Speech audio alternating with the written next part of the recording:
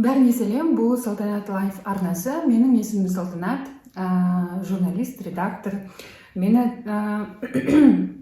Елдоспен сұхбатымды көрген, жаңадан келген көрермендер, менің жаңадан бастаған журналист немесе опыты жоқ журналист деп қабылдауға өтеймін.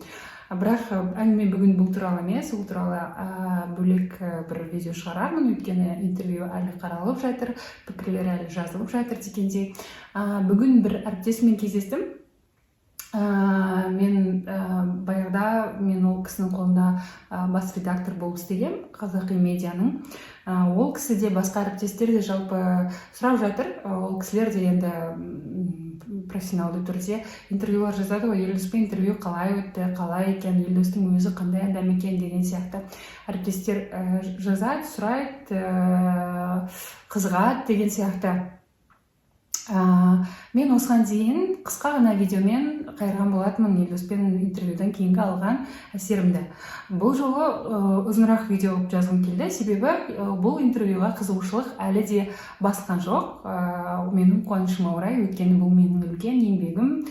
Астанаға барып жазғаным интервьюді мен осы каналда ойлайды біреулер, бұл жоба менің жобам емес, мен тек қана бұл жерде жүргізушімін, біреу мені спонсировать етіп отыр деп. Ондай емес, бұл менің авторлық жобам, авторлық интервьюім. Сондықтан біле кеткендеріңіз жөн шығар. Қысқа видеода айтқандағыдай, Елдоспен интервью енді өзімнің субъективті ойым бойынша менің вау деген интервьюларымның бірі болды. Журналист негізінде профессионалды деңгейде нейтралды болып қала беру керек, әрбір тұлғаға, әрбір спикерге жұмыс бойынша интервью алған адамға жалпы көзқарасы.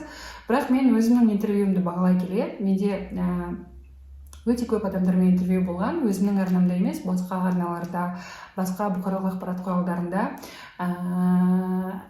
Әрқашан интервью сәтті бола бермейді, ол хақ. Және әр интервью өзімнің ойымнан шыға бермейді. Бірақ дәл Елдоспен интервью мен үшін күтілмеген бір вау интервью болды. Өзім үшін қатты ұнады. Неге? Өйткені мен бір үлкен тұлғамен сұхбаттасқандай, үлкен тұлғамен, тұлға деп айтайықшы, жарайды, үлкен кіші деп бөлмей қойық, тұлғамен сұхбаттасқан кезде адам болады, личность и тұлға, ол басқа нәрсе. Тұлғасы қалыптасқан адамдар болады, қалыптаспаған адамдар болады деген сияқты. Елдоспен сұхбаттасқан кезде сол нәрсені мен сезіне алдым. Маған сондай сұхбаттар өзіме үлкен жаныма азық береді. Мен өзімді ары қарай сұхбат алуға шабыттандырады. Мен интервьюді алған кезде өзімнің эгом үшін, амбициям үшін емес, мүмкін де солар үшін де шығар, бірақ халыққа пайдасы болсын деп. Ең бірінші кезекте мен өзімнің жаным қалайтын жанр осы жанр. Қиындығы көп болса да, менің үлкен әзірге командам жоқ болса да, бұл уақыттың еншісінде деп ойлаймын. Бірақ Елдоспен интервью өзіме жаныма азық алатындай сондай бір интервью болды. Ол өте жасына қарамастан кемелдігін танытты. Спорт саласында жүрген, кішкентай кезінен ес білгелі спорт саласында жүргенмен білім қуып, енді ғылымның артында жүрген адам емес қой. Соған қарамастан оның бойына Құдай тағала енді кемелдікті берген екен деп өзім таң қалдым. Өзінің әрбір нәрсеге деген, әрбір дүниеге өзінің құнды ойы бар, өмірде тұрақты нық көзқарасы бар, әрбір нәрсеге байсалды қарайды, әрбір нәрсеге жеңіл ештеңеге қарамай, жеңіл нәрсеге көңіл бөлмейді деген сияқты өзінің жаңағы медийностінің артындағы, өзінің жетістіктерінің артында тұрған жауапкершілікті өте жақсы сезінеді, өзінің ойын ашық айтады, көп нәрсеге батыл. Біз көп нәрсені қозғадық негізі білгенге, көбісі мынау маған қатысты пікірлерін жазып жатыр ғой. Бірақ мен кеңес берер едім, оның ішінде өте пайдалы, өте қызықты әңгімелер, өте терең дүниелер қозғалды. Сол нәрсені тыңдай алсаңыздар екен деп айтқым келеді, себебі мен өзім сол нәрсені сезе алдым. Елдостың әрбір жауабында бір өзіңізге алатын инсайт бар да. Ол өзі туралы ғана айтып жатқан жоқ, ол өз көзқарасымен қоғамға байланысты, әсіресе мына жастарға байланысты, спортқа байланысты, жеңіске жету философиясына байланысты, контентке байланысты, бүгінгі таңдағы әлеуметтік желілер туралы, ата-анамен қарым-қатынас туралы, әйелмен қарым-қатынас туралы, балалар тәрбиесі туралы, болашақ туралы, бүгінгі құндылықтар туралы, тіпті жасанды интеллектке оның жұмысына қатысы жоқ болса да, жасанды интеллект туралы, тарихымыз туралы, болашағымыз туралы өте көп құнды заттар айтты. Менің өзім ондай әңгімеден жаным азықтанып, бір марқайып қаламын, сондықтан менің өзіме ұнаған интервьюлардың бірі болды. Мен осылай айтып жүрмін әріптестеріме, қалай өтті, қалай болды, Елдоспен қалай екен интервью өткізген деп. Сұрап үлгергені бар, сұрап үлгермегені бар. Журналистер қауымы енді өзара солай әңгімелесеміз ғой. Сондай интервьюлардың бірі болды. Менде мұндай интервью болмағанына көп болды. Өзім біраз үзіліс алдым. YouTube каналдағы менің интервьюларымды ақтарып қарасаңыздар, өздеріңіз көресіздер. Араларында үлкен үзілістер болған. Оған өзінің жеке себептері бар. Оның ішінде енді интервью деген былай көп түсіруге әрдайым түсіріп отыру үшін біраз ресурс керек, ол нәрсеге, ол да бар оның ішінде деген сияқты. Елдостың тағы бір маған өте қатты әсер еткен нәрсе, мен адамдарды познавать еткенді, өзіме тереңінен тани түскенді жақсы көрем, адамдарға аша алдым деп көрерменге өте қатты үміттенемін.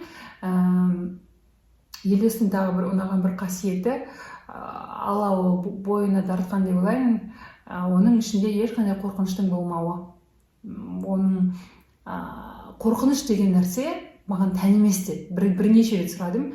Жекпе-жекке шығатын кезде, шетелде мысалға қазақтар жоқ, көп, әсіресе Парижде шешуші жекпе-жек болған кезде 30 000 француз қарап отырған кезде бір өзі, бәрі сол өзінің қарсыласына соның жерінде, соның елінде тұрып, соның президенті қарап отырғанда, соның спорт авторитеттері қарап отырғанда қалай сізге әсер етті, мысыңызды басып тастамады ма деген сияқты ол нәрсе маған азарт береді деді. Қорқыныш деген нәрсе жоқ, қобалжу ғана болады. Қобалжу деген тұтасып кеткен кезде өтіп кетеді, ол кез келген мен деген спортсменде болады деп әдемі жауап келтірді. Былай да сұрағанда, қорқыныш деген нәрсе ешқашан менде болған емес деді. Қорқыныш тек қана балаларының болашағын уайымдаймын деген сияқты, жасанды интеллектке байланысты елдің болашағын уайымдаймын деген сияқты нәрселерді айтты. Бұл нәрсе мені таңғалдырды, себебі бойында қорқыныш жоқ адамдарды мен көрмегенмін. Енді былай айта келе, мен оның басында ойладым, енді бір ол спортсмен ғой, спортсменнен көп нәрсе сұралынбайды деп, оның нақты тапсырмасы бар, Олимпиада ойындарынан жүлдемен оралу, қанша елдің одан күтетін үміті бар деген сияқты. Бірақ жаңағы оның сол қасиеті кез келген адамға дарыған деп ойламаймын. Және қорыта келе интервьюді оның бекер чемпион емес деген түсіндім. Яғни бұл кездейсоқтық емес. Жаңа мен қысқа видеода айтып өткендей, астына сіздер талай сыни пікірлерді қалдырсыздар. Оны да көріп жатырмын. Оның былай өмір бойы спортпен айналысуы былай тұрсын, 12 жыл бойы алтынға талпындым деп отыр ғой оның ішінде. Одан бөлек жеңістері де бар. Париждағы жеңісіне дейінгі Қазақстан тарихын жаңарту, енді әлемнің тарихын жаңартамын деп отыр. Сол 12 жыл дайындалғаны, арасында қиын сәттер болған түсінікті ғой, толықтай сынып қалған кездер болды деді. Соның бәрі сондай еңбекпен келсе де, сондай маңдай термен келсе де, мен оның чемпион болғаны кездейсоқ нәрсе еместігін түсіндім. Кездейсоқ нәрсе емес, және бір адам болады ғой, ол өзі айтып отыр, мен ойлап едім, бір атақты болсам өмірім өзгеріп басқа адам болып кететін шығармын, бірақ ондай нәрсе болмады деп. Бірақ мен ойлаймын, адамның сондай бір жетістік емес, бір сондай бір өмірдің белестерінен, кезеңдерінен өткен сайын адам өзгереді, оның тұлғасы кеңейеді, кемелденеді, масштаб дейміз ғой, масштабтанады деген демекші. Солай тұлға болып қалыптаса білген өз жасына қарай. 5 баланың әкесі, оның үстіне әйелі туралы қалай әңгіме айтады, әке шешесі туралы қалай әңгіме айтады. Жеңістің кілті ол бір жағынан тек қана менің мықтылығымда деп тұрғанда жоқ, сынып қалған кездерім көп болды деп оны өте ашық айтып отыр, және жылаған кездерім көп болды деп ашық айтып отыр, оны да жасырып отқан жоқ. Көп нәрсеге көзқарасын ашық айтты. Отбасының алдында, жарымның, ата-анамның алдында, жақындарымның алдында өзімнің әлсіз екенімді көрсету, яғни жеңістер маған өте қатты жаныма бататын нәрселер деп айтты. Оның бәрін ашып айтты. Ол айтып тұрған жоқ, мен супер-пупер спортсменмін деп айтып тұрған жоқ. Сонысымен де құнды болды, шынайы барынша сұхбат болды. Әрбір адамға, спортшы емес адамға да алатын құнды заттар өте көп. Тыңдай білгенге, сын, анау көзі қандай екен, атқан сөзі қандай екен, анау жер қандай екен, мынау жер қандай екен деген ниетпен көрсеңіз, мүмкін ондай нәрселер байқалмай қалатын шығар. Ал егерде мынау кішкене құлақты түріп бір нәрсе аламын деп көрсеңіз, алатын нәрсе өте көп. Жаңағы жетістіктің сыры деген кезде де ол айтып отыр ғой, ол жерде мен супер спортсмен емеспін, мен өз-өзімді өзім жасадым деп отырған жоқ. Жаңағы ата-анамен қарым-қатынас деген нәрсені айтып жатыр, мысалға әйелмен қарым-қатынас деп, біреулерге жақсылық жасау деген сияқты, тек қана еңбекпен жетістікке жету деген нәрсе мүмкін емес деп өз аузымен айтып отыр. Жаңағы кемелдігі, кең тұлғалығы, биік тұлғалығы деп айтып отырғаным осы. Интервьюді енді білмеймін, осыған дейін тек қысқа ғана видеомен қайтарған едім. Енді біраз нәрсені де ұмытып қалған шығармын, себебі келесі интервьюға дайындалып жатырмын. Хейттарыңызды көрдім, оған бөлек видео жазу керек деп ойлаймын. Бірақ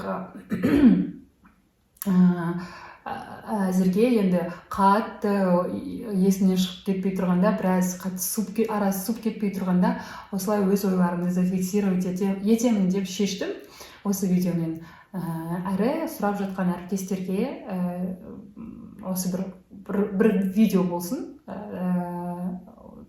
жалпылама, және де көрерменге де қызық деп ойлаймын, өйткені маған дайректке жазып жатқан адамдар әлі де көп. Сілтемесін био парақшама қойып қойсам да Инстаграмда қай жерден көруге болады деген сияқты. Мынандай сұрақтар қоймадыңыз ба деп. Пікірлердің арасында жақсы пікірлер де бар, айтпақшы. Мына сұрақты қоймадыңыз ба, мына сұрақты қоймадыңыз ба деген сияқты. Оған мен бөлек видео жазам деп ойлаймын. Сондықтан сыни пікірлеріңізге де, жалпы қарап жатқандарыңыз үшін, көріп жатқандарыңыз үшін көп рахмет. Осылай азаматтарымыз көп бола берсін елімізде.